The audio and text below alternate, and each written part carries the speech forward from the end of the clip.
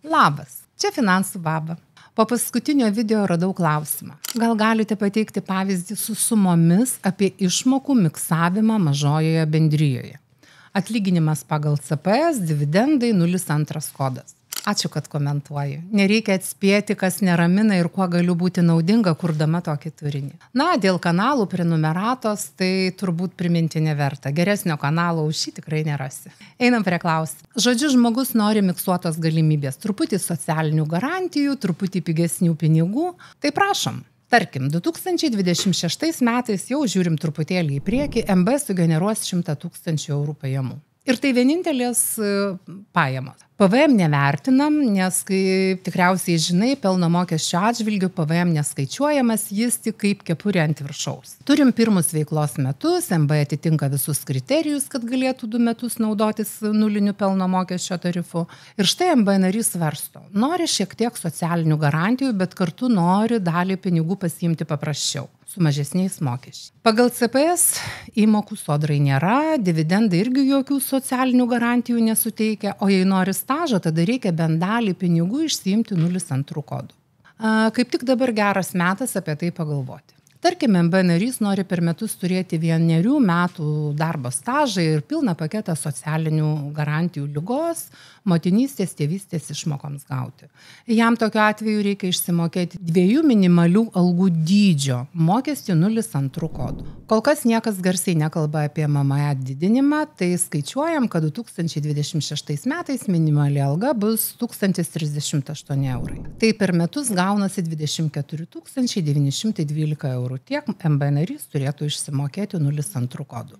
Nuo šitos sumos MB narys kaupti antroje pakopoje nenutraukia, sodrai sumoka 7078 eurų. PSD ir VSD įmokų. Ir dar 4982 eurus GPM. Viso apie 12 000 eurų mokesčių.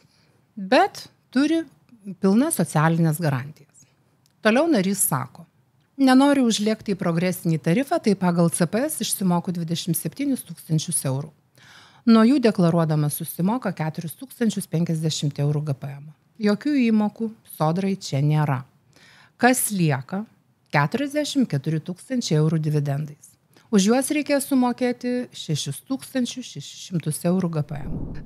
Tiesa, tu turbūt jau barškini klaviatūrą rašydamas klausimą, o kodėl MB nariui išmokama ne visa suma, tai yra 100 000. Užbėgdama už akių pasakysiu, kad įmoką sodrai moka mažoji bendrija. Todėl MB nariui nėra galimybės išsimokėti savo visus uždirbtus pinigus, o sumokėtos VSD ir PSD įmokos mažina apmokestinamą į pelną.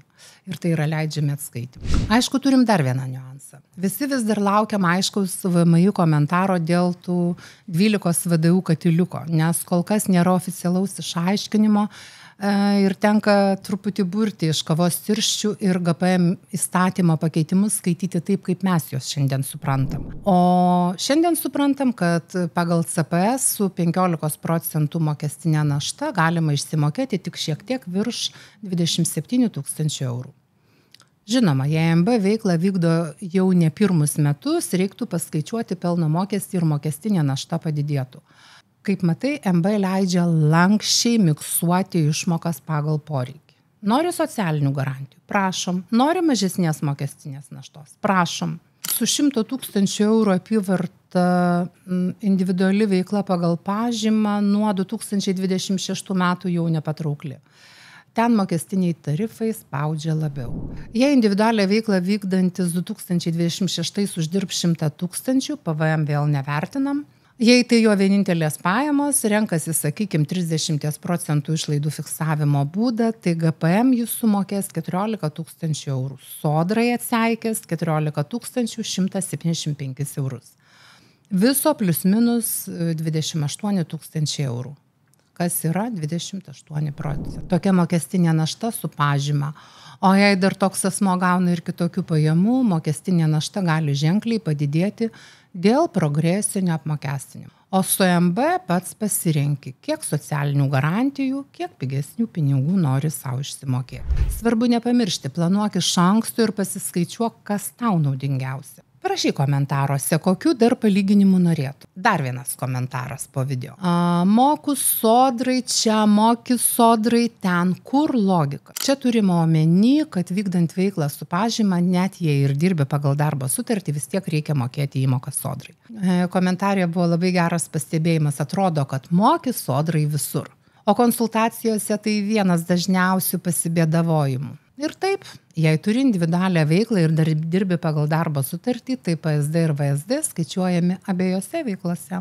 Atrodo kaip pinigų melžimas, bet čia yra sistema, nes kiekviena veikla generuoja tau atskiras pajamas, nuo kurių kaupiamos socialinės garantijos. Klausimas, ar gausi papildomas paslaugas? Nu ne, bet gauni didesnį kaupimą pensijai, ligos išmokoms, motinystės, tėvystės išmokoms. Jei dirbi tik su MB ir moki minimaliai sodrai, garantijos mažos. Jei išsimoki daugiau 0,2 kodų, didėja ir tavo socialinės išmokos ir mokestinė našta. Čia jau tas pasirinkimo balansas. Nuo 2026 metų skirtumas tarp individualios veiklos ir MB dar labiau ryškės. Individuali veikla turi savo lubas, o MB leidžia miksuoti išmokas lanksčiau. Jeigu nori sumokėti mažiau sodrai, renkėsi dividendus ir CPS. Jei nori daugiau garantijų, renkėsi išmokas prilygintas darbo santykiams 0,2 kodų. O išmintingiausia dažniausiai ir yra tas miksas. Nėra nei vieno teisingo atsakymo, svarbu, kad tu pasiskaičiuotum savo variantą. Nes nebus nei vieno teisingo sprendimo tinkančio kiekvienam. Dar vienas svarbus dalykas vykdantiems veiklą. Tiek individualią veiklą pagal pažymą, tiek turinčią mažąją bendriją. Jei tu naudoji savo nuosavą ar šeimos nario automobilį įmonės ar individualioje veikloje, nuo kitų metų to automobilio civilinės atsakomybės draudimas turi būti su plus 10% įmoka. Ko gero žinai, kad nuo 2026 metų visoms draudimo rūšims, pradedant namų turto, baigiant kelionių, taikomas plus 10% mokestis. Yra išimtis, papildomas mokestis netaikomas fizinio asmens valdomos transporto priemonės civilkai. Žinok, yra ir tokia išimtis iš išimties. Jeigu tas pats automobilis pagal nuomos, panaudos ar kitą sutartį naudojamas ir veikloje, prisideda dar plus 10% mokesčio. O draudžiant teks draudikui pasakyti, kad mašina naudojama ne tik asmeniniams reikalams. Kaip VMI tai sugaudys, neturiu žalio supratimo. Gal pagal teikiamas taršos deklaracijas, kaip vienas variantų galvočiau.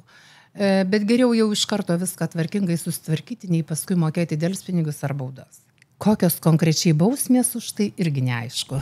Palauksim, kol VMI išaiškins arba ką nors nubaus. Kai tik sužinosiu, ką nors naujo, tu būsi pirmas, kuris tai išgirs. Kai pasirinkti veiklos formą atrodo tikras iššūkis, pradėk nuo paprastesnio dalyko. Susitvarkyk savo asmeninius finansus, srautus.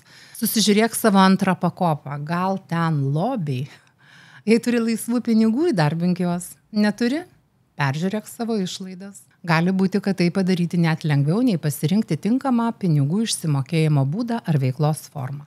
Todėl kviečiu pasinaudoti mano kolegų iš Financial Lithuanians kokybiško edukaciniu turiniu. Nuorodą rasi pačioje video aprašyme. O kai ateis 2026 ir galvosi, kokiu būdu nori gauti pajamas, jau galėsi išnaudoti ir investicinės sąskaitos privalumus. Dar visai neseniai pinigų įdarbinimas atrodė kaip sudėtinga misija. O šiandien tam reikia tik 15 minučių ir šiek tiek drąsos. Ir nepamiršk, pajamų gali turėti ne tik iš savo veiklos ar įmonės. Jei dar neturi patirties ir niekad nebuvai pinigų darbdavių, pradėk nuo edukacinio turinio peržiūrėjimo. Žiūrėk, ilgainiui tavo pinigai pradės dirbti. Taip pat, jei prioritetas pradiniams investavimo žingsniams, pustelk nuorodą. Ir pamatysi, kad pinigus savarankiškai įdarbinti galima paprasčiau. Čia buvo Finansų baba ir susitiksim kitose video.